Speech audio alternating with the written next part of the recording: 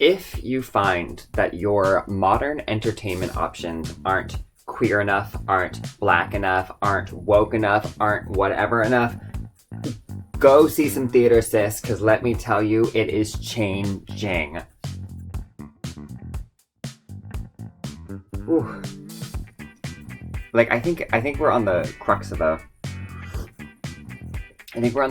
an evolution in what is being offered. The stories that are being told in theater today are changing. They're representing the people who are seeing them, and it's an exciting time to be checking out theater.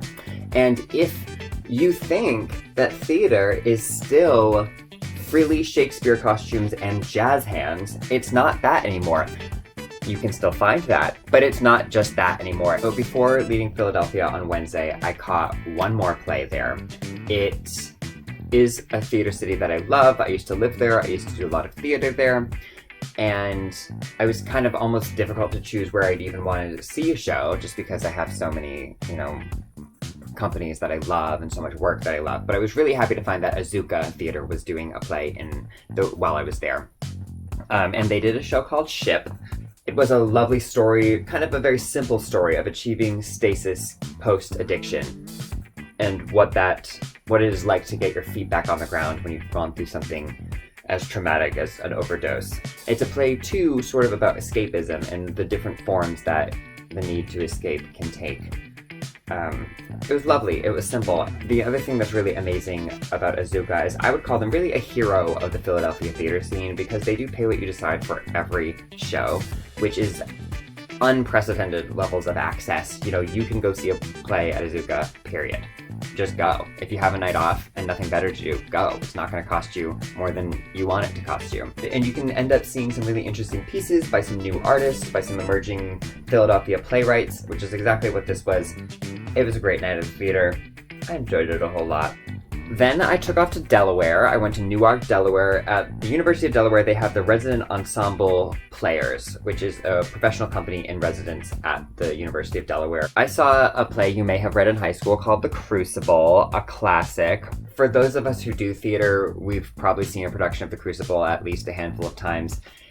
And sometimes it's great, sometimes it's not great. It's a long play. This is one of the times that I was really reminded why we keep reviving this play and why it manages to stay relevant. You may remember The Crucible is set during the Salem witch trials, but it was written in the 50s, and it was about the communist scare and about the way that people were just accusing each other, and there was this sensationalism and this rampant fear that was becoming a pandemic. It takes on what happens when you give the wrong people just enough power to make them thirsty for more, and what they can do when they abuse that power. It reminds us that as much as we think we've come a long way, we still slip into the same very human patterns. It's a classic. It's an American classic.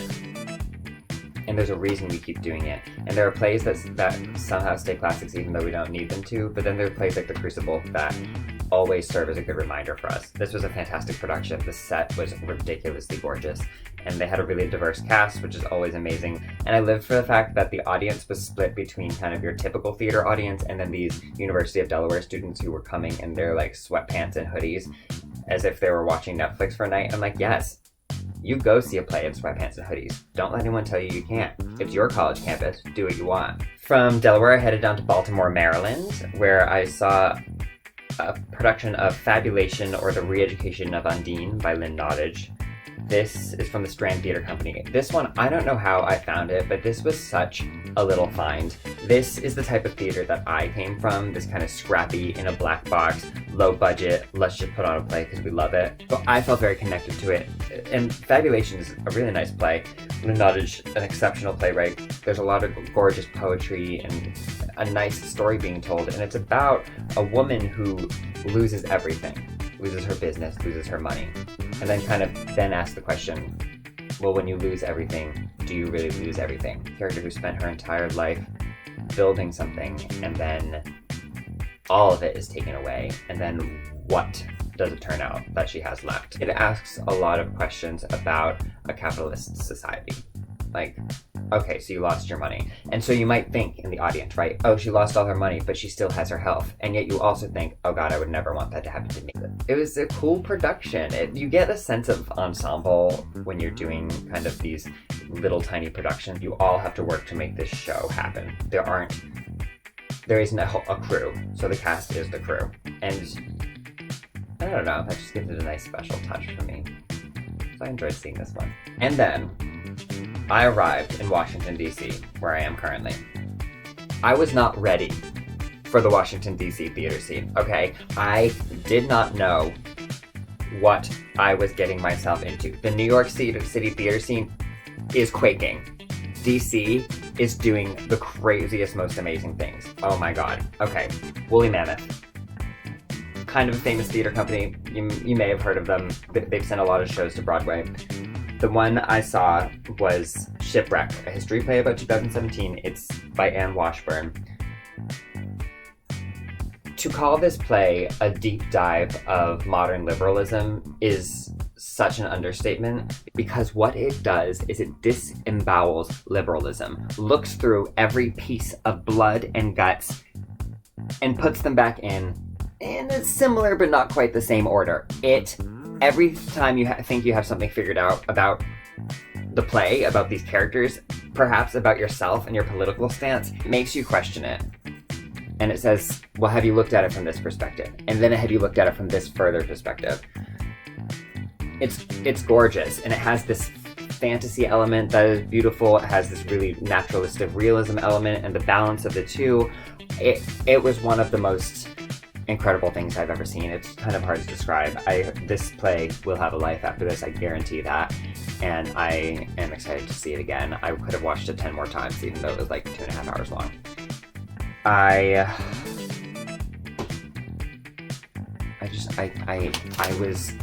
I was transfixed. I was shaken to my core. I want to know everything that Woolly Mammoth is doing. I want to come back to Woolly Mammoth 100 times. I cannot. It was amazing. So if you get a chance, this is one I would say, like, grab a copy of it and read it. Now, it won't be the same reading it, but whenever it gets published, if it is published yet, I don't know. This is important. Amazing. Then I found another indie theater. This one also in DC in Anacostia. They do a pay what you want rush ticket. So for me, seeing all these plays, or for anyone who's on a budget, that access is really fantastic. It's called This Bitter Earth, a really lovely queer love story navigating the difficulties of activism, white responsibility, black responsibility in the current social justice climate. And in the midst of it, you have this gay relationship, and it's so nice to see stories like that represented on stage. This is one that you can connect with. And this, like the many others, kind of have made me really look at myself, and in the current social justice movement for Black people, what is my role as ally? And how do I declare my allyship, and how do I act upon it? Yes, you can be awakened by film and TV and movies, of course, but there's something about when it's live on stage in front of you that just... something about it just soars more. And the theater company's name is just Theater Alliance. Very simple. And then my last show I saw in DC was the Amen Corner. This is a James Baldwin play. James Baldwin, more famous for some of his non-play writing, but he wrote a few plays. This was one of them. This was also written in the 50s, like the Crucible was. And the entire time I'm watching this, and I'm like, why aren't we doing this play more? What on earth? This is a tragedy of Shakespearean size, centered around a Black preacher at a church who is a woman, and she is a tragic hero in this play. And it's incredibly crafted, and I have to give shout out to Whitney White, who is the director of this production, because a tragedy takes finesse and execution to communicate it. And it had this musical element, which was gorgeous. These wonderful voices serenading you. It was a good one. And this was at the Shakespeare Theatre Company. So those were my next 6 that I checked out. They were crazy. I'm so inspired. I mean, so many good things, but especially DC. I'd never seen a play in DC before. Now I saw 3 that were so activist, so in step with what's going on in the world. It was inspirational. And now I'm heading south in the Mason-Dixon line to check out some more. So my next stop is Virginia, heading there tomorrow, followed by both the Carolinas, Atlanta, and then down to Florida by Sunday. It'll be warm. That's cool. I've done a couple hikes. I'm going to keep doing hikes. That's been really fantastic. I slept in my car one night. That was cool. A little cold. So by Sunday, I will have seen 5 more plays, finally getting some Shakespeare, finally getting some musical theater, and have a couple queer stories on deck, a couple more queer stories on deck. So I'm excited about that. I'm excited about what to come. And yeah, keep following along if you're having fun. And next time I see you, I'll probably be wearing shorts. Nice.